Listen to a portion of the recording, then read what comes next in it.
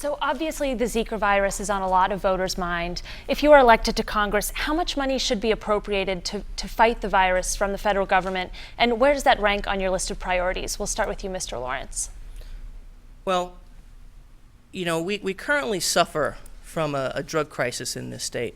And I was very disheartened to hear that the federal government was looking to divert funds that we vitally need to fight the drug crisis to fight Zika.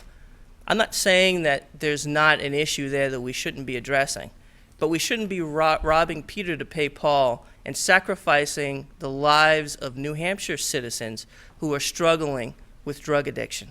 Zika is a priority. I put it below the drug crisis that currently exists in this state.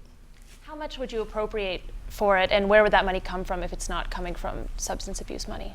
Well, I would be remiss if I told you that I could come, off the top of my head with the right figure to fight Zika. I'd have to research that issue and identify the proper amount of funds and a funding source to do that. Right now, though, I think our focus should be the drug crisis. Representative Flanagan. Thank you, Ally. First of all, there's money left over from Ebola. That is, I think the contention in Washington, D.C. is that why are we funding Zika when we still have money there? And the reality is it's focused in the southern part of the country, the southeast, Florida, possibly Georgia.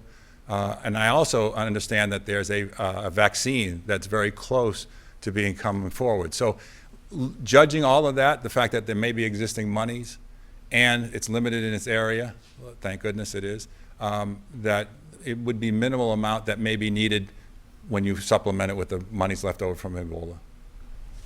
Right. Politicians have a way of spending money anyway, so let's use it the right way.